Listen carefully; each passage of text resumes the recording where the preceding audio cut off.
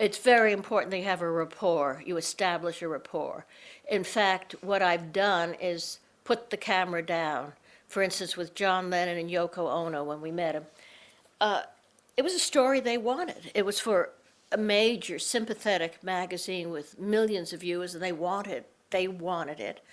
And when we got there, we did fine with, she was in the middle of having to go, she was in the hospital trying to hold a baby. And John Lennon had a sleeping bag, and he was staying there with her, which in those days was unheard of, but he managed to get that done. And we wanted a picture of that. We knew we were going to do a story, but we wanted to get that, and we got that. But I really hadn't met them and spent time with them. We got the picture, and we basically got out of there. Then we met again to try and make the story.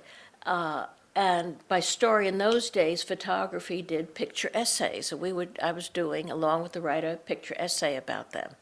And I felt that they were backing away, a little bit reluctant to figure things out. The body language told me that, and it felt a little impassable. So I asked the writer, I said, look, why don't we see if we can take a break from them and come back to it? And what we did is I said to John, look, right now you seem a little reluctant. Maybe you have other things you have to do, but Betty, the writer, is only here for a few days. I'll be continuing the story, but she's only here for a few days, and she wants to do some shopping along Kings Road, and I know, and I'd like to take her. So would you mind if we just called it quits for today, and let's meet tomorrow whenever it's good for you? And John said, just a second. And he went over to Yoko and talked, and he came back and very warmly said, can we come along? And the ice was broken. We backed off, and we gave them a chance. And because when you're doing really good photographs, it's a joint effort between the subject and you. And unless you get that rapport, if you are like a paparazzi taking their image, or if they feel like they're primitives who their image is being stolen, it's a terrible situation. It's an aggressive situation. That's not the kind of work I do. I'm interested in the inner person, and I want to see. I've been called a romantic in my photographs because I often look for the beauty in people rather than I feel it's easy to get an ugly shot, and some people think that's very insightful. I don't. So it isn't that I want just smiles. I just want the soul, and so or it's just a prejudice. I just look for their beauty, their grace. I was doing Peter Fonda and Dennis Hopper.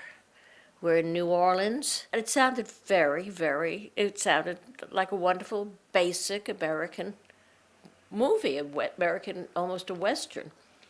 And you were going to see America, but they saw, and think of the times when Kennedy was shot, and Martin Luther King was shot, all this violence was there, the Kent State, these students were shot. It was a very bleak period in American history, and they were portraying, and we were just getting integration, and there was a lot of violence involved there. So they saw an America that was full of violence, not the Norman Rockwell smiling people of America. And they really were basing their movie technique on it was called Cahiers du Cinema, the sort of naturalistic street movies that were done by the Italians. And they weren't trying to be wild. They were movie makers. They were making a movie, and they were trying to cast real people in various scenes. I mean, there was absolutely no money in it, but it was very interesting. Getting involved with Easy Rider was not in the usual way. I was going to California to do a story, and my friend Terry Southern, the wonderful writer who did Blue Movie and many other, a lot of scripts, he called Dennis, so you have to go see Dennis. I know how interested you are in art. He's got this fantastic collection of pop art, and you ought to see it. So he called Dennis. It was arranged. I got to California. I called up. He said, "Oh, come right over." I went right over, drove into his driveway, and he was walking towards me. And he says, "I've just been thrown out of the house. I can't show you the collection now. Let's go down and we have an off. Peter and I have an office." He said, "Well, we'll go down and see Peter. He's trying to get a script together." So we got in the car and went down. Bert Schneider was all set to give them some money, but he needed a storyboard or a story, like just anything that just basically tells a story. And they were having trouble putting it together, and they were uneasy about it. They were insecure. So I said, well, what exactly is a story? I can't quite remember. I know Terry's been working on, but what? Tell me the story. So they started to tell me very quietly and in a relaxed way. I said, "Hey, have you got a tape recorder?" And they said, "Yeah." I said, "Well, let's put it on and let's see what happens." So they started telling me the story, and I would keep them on track. We got it done quite quickly, and we decided to play the tape back, and it sounded terrific. Peter did most of the talking, and he did it well. And they said, "Oh, but now where? It's now 9 o'clock at night. Where are we going to find a typist, somebody to type?" I said, "Forget it. Just take the tape over to your producer and let him listen to it and see if you don't get the money." Dennis went off with it. He came back with a check. And we all went to Brown Derby and celebrated. Dennis had promised Peter that he would respect his privacy and not ever ask him to explain or talk about his mother's suicide. And yet the very first bit of shooting that he did, the very first day in New Orleans, he put Peter up in the arms of a statue of an angel in the cemetery, and then fed him some lines and said, "Now tell the angel about your mother." And Peter began to comply and cry and do it. He responded. And it really was quite brilliant, and it became an incredible scene. And it was from the heart. And as a matter of fact, when I relooked at Easy Rider and saw Peter, he was a star in that picture. There were just such amazing performances by him, and this was one of them.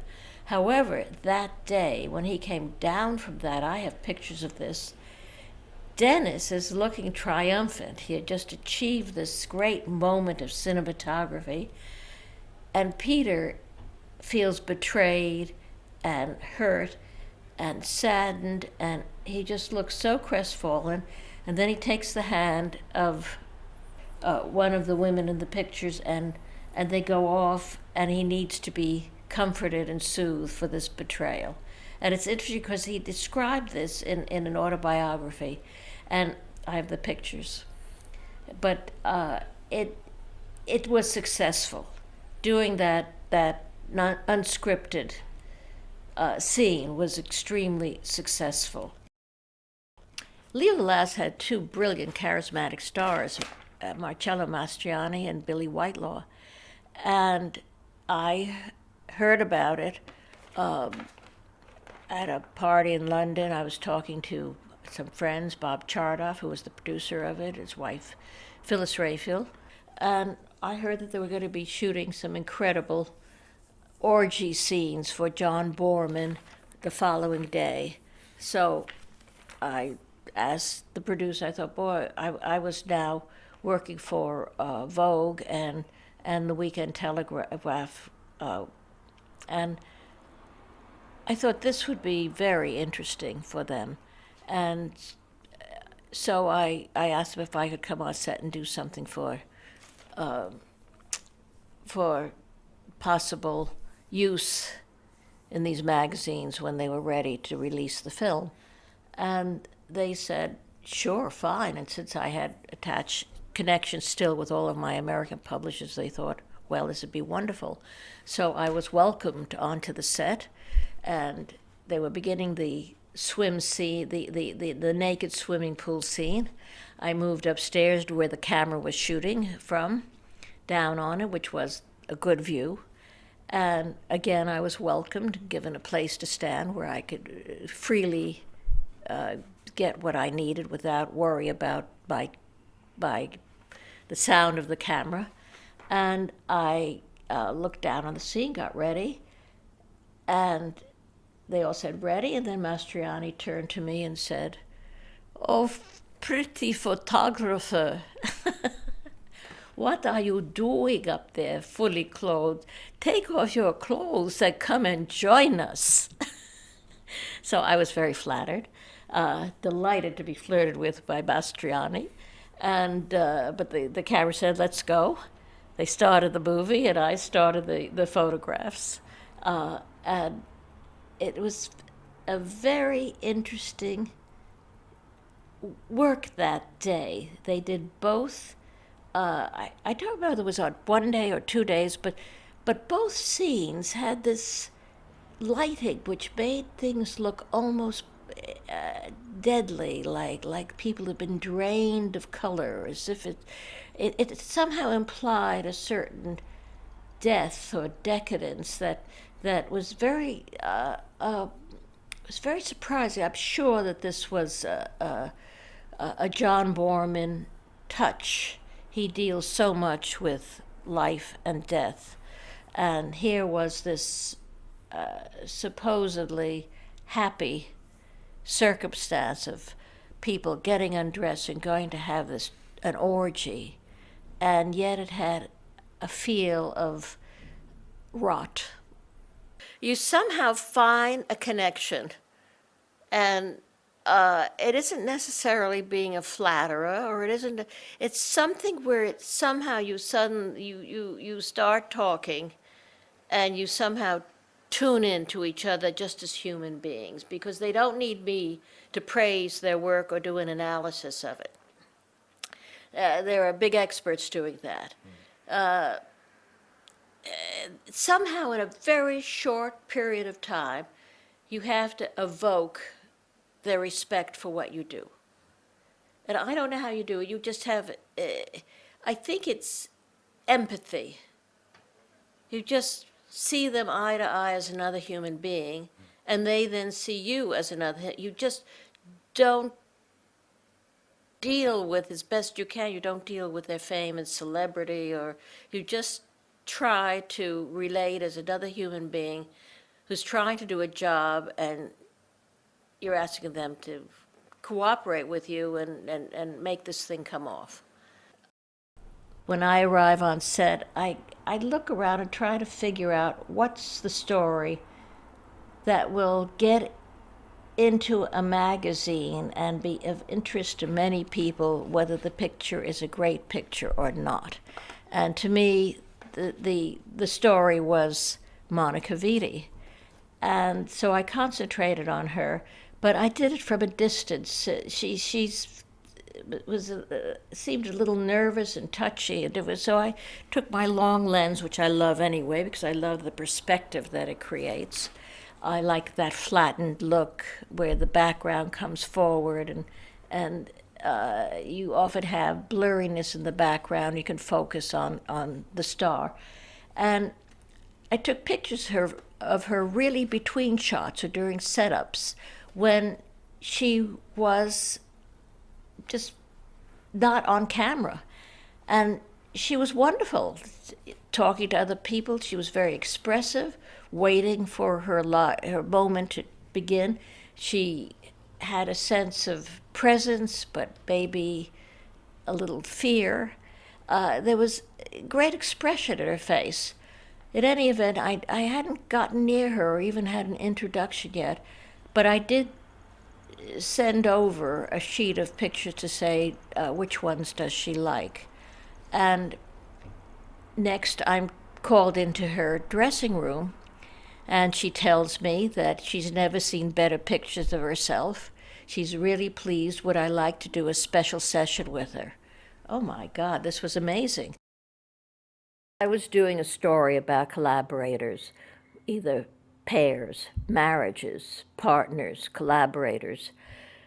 What could be better than the collaboration of Billy Wilder and I.A.L. Diamond, who had worked so successfully together on some of the greatest Hollywood comedies? I went over to the Baker Street set, getting permission to do it and so on, in order to photograph them together. Well, they always had a kind of, I would say, 2-foot distance between them. They were not people I could seem to get into close to, physically close together, but mentally they were extremely close together and worked together for all those years. And so I watched the set for a while and tried to get them to. But Diamond is a very shy man. I think he expresses himself in his creation of dialogue, and in Wilder films, dialogue is always very snappy. So it's a special art, and he's a master of it. And Billy Wilder, somehow the synergy between them worked, and they got these brilliant films with this quickness and sharpness to them. I really cared about the image, and one of the things that particularly attracted me to photography was the moment, the sense of moment, that you could catch a dancer at a peak moment, you could catch a person when their face broke up and they were sad. And I felt that there was an immediacy and also a worldliness about photography. I looked for different kind of images, things that somehow had tied in with my notions of what a picture would make a good picture if it was a painting, in terms of the way it's composed or the way it's presented. I love using, and have used all my life, telephoto lenses which flatten the perspective. Makes people look fatter too, so sometimes I can't use it.